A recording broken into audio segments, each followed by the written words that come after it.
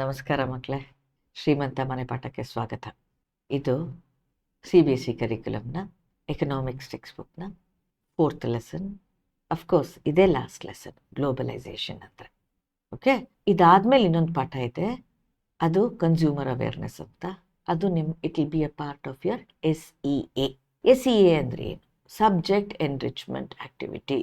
Project work ಎಲ್ಲ ಅದ್ರಲ್ಲಿ ಮಾಡೋದು. ಅದು 5 ಮಾರ್ಕ್ಸ್ಗಿರುತ್ತೆ.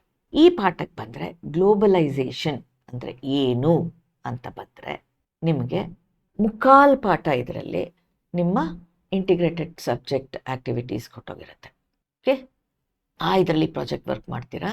ಎಕ್ಸಾಮಿನೇಷನ್ ಪಾಯಿಂಟ್ ಆಫ್ ವ್ಯೂ ಇಂದ ತುಂಬ ಕಮ್ಮಿ ಸಿಲೆಬಸ್ ಇರೋದು ಈ ಪಾಠದಲ್ಲಿ. ನಾನು ಮುಂಚೆನೇ ಹೇಳ್ದಂಗೆ ನಿಮ್ಮ text book, note pad, sticky notes, pencil ಇದಿಷ್ಟು ಇಟ್ಕೊಳ್ಳಿ. ಅದಲ್ಲದೆ ಹೈಲೈಟ್ ಆಗಿರೋ ಪೋರ್ಷನ್ ಇರುತ್ತಲ್ಲ ಈ ಟೆಕ್ಸ್ಟ್ ಬುಕ್ ಮೆಟೀರಿಯಲಲ್ಲಿ, ಅದು ನಿಮಗೆ ಕ್ವೆಶ್ಚನ್ ಆಗಿ ಬರೋವಂಥದ್ದು. ಇದು globalisation and the Indian economy. ಏನು ಗ್ಲೋಬಲೈಸೇಷನ್? ಇದು ಹೊಸ ಪದವೇ? ಖಂಡಿತ ಅಲ್ಲ. ತುಂಬ ವರ್ಷಗಳಿಂದ ಬಂದಿರೋಂಥ ಕಾನ್ಸೆಪ್ಟ್. ನೀವು ಹಿಸ್ಟ್ರಿಯಲ್ಲಿ ಸಿಲ್ಕ್ ರೌಟ್ ಅಂತ ಕೇಳಿರಬಹುದು. ಚೈನಾಯಿಂದ ಇಂಡಿಯಾಗೆ ಬಂದು ಇಂಡಿಯಾಯಿಂದ ವೆಸ್ಟರ್ನ್ ಏಷ್ಯಾಗೆ ಹೋಗೋವಂಥದ್ದು. ಈ ಮೂಮೆಂಟಲ್ಲಿ men, material, money, all the 3 were transported. ಇದ್ರ ಜೊತೆಗೆ ಇಷ್ಟೇನಾ? ಇದರ ಜೊತೆಗೆ ರಿಲಿಜನ್ ಕೂಡ ಹೋಯಿತು, ಕಥೆಗಳು ಕೂಡ ಟ್ರಾನ್ಸ್ಪೋರ್ಟ್ ಆಯಿತು, ಡಿಸೀಸಸ್ ಕೂಡ ಟ್ರಾನ್ಸ್ಪೋರ್ಟ್ ಆಯಿತು, ಎಲ್ಲ ಟ್ರಾನ್ಸ್ಪೋರ್ಟ್ ಆಗೋಯ್ತು ಈ ಥರ. ಇದು ಗ್ಲೋಬಲೈಸೇಷನ್ ಅಂತ. ಓಕೆ, ಗ್ಲೋಬಲೈಸೇಷನ್ ಅಂದರೆ ಈಗ ನಾವು ನೋಡ್ತಾ ಇರೋ ಅಷ್ಟೇ ಅಲ್ಲ, ಸೀಮಿತವಾದ ಲರ್ನಿಂಗ್ ಅಲ್ಲ. It is a very broad learning. ಇದರಲ್ಲಿ ಏನೇನಪ್ಪ ಬರುತ್ತೆ? ಈಗ ಒಂದು 100 ವರ್ಷದ ಹಿಂದೆ ಒಂದು ಕಂಟ್ರಿಗೆ ಸೀಮಿತವಾಗಿತ್ತು, ಜಾಸ್ತಿ ಏನು ಸ್ಪ್ರೆಡ್ ಆಗಿರಲಿಲ್ಲ. ಅದು ಹೆಂಗೆ ಕಂಟ್ರಿಗೆ ಸೀಮಿತವಾಗಿತ್ತು? ನಮ್ಮ country it was a colony under the British. ಇದಷ್ಟೇ ಅಲ್ಲ, ಸುಮಾರು ಕಡೆ country, European countries, when they were the colonisers, ಅವರ ಕಾಲನೀಸಿಂದ ರಾ ಮೆಟೀರಿಯಲ್ನೆಲ್ಲ ತೊಗೊಂಡು ಹೋಗಿ ಅವ್ರ ಕಂಟ್ರಿಯಲ್ಲಿ ಅವರು ಮ್ಯಾನುಫ್ಯಾಕ್ಚರ್ ಮಾಡಿ ವಾಪಸ್ಸು ಫಿನಿಶ್ ಪ್ರಾಡಕ್ಟಾಗಿ ನಮ್ಮ ದೇಶಗಳಿಗೆಲ್ಲ ಮಾರೋರು.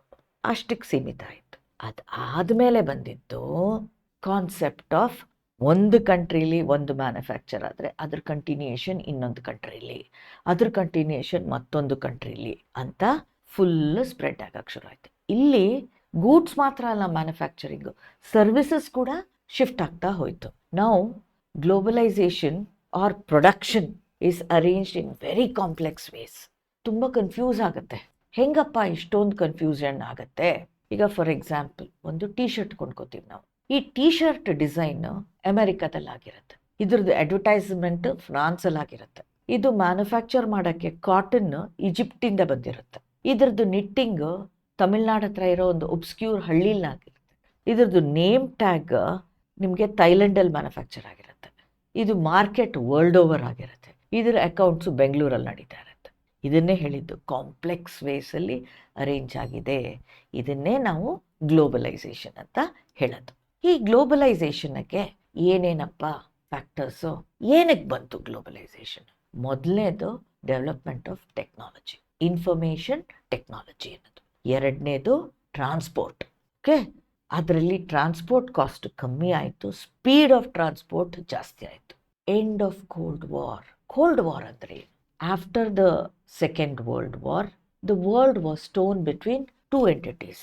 ಒಂದು ವೆಸ್ಟ್, ಒಂದು iron curtain countries of the east. ಎರಡಕ್ಕೂ ನಂಬಿಕೆ ಇರಲಿಲ್ಲ. ಎರಡು ಯಾವಾಗ ಬೇಕಾದರೂ ಥರ್ಡ್ ವರ್ಲ್ಡ್ ವಾರ್ ಆಗೋ ಸ್ಥಿತಿಲಿತ್ತು.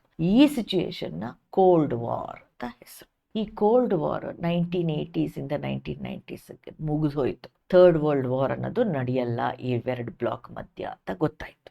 ಇದು ಒಂದು ಅಡ್ವಾಂಟೇಜ್ ಆಯಿತು. ಇನ್ನೊಂದು ಗ್ಲೋಬಲ್ ಪ್ರಾಬ್ಲಮ್ಸ್, ಕ್ಲೈಮೇಟ್ ಚೇಂಜ್ ಇರಬಹುದು, migration of people from one area to another region ಇರಬಹುದಿತ್ತು.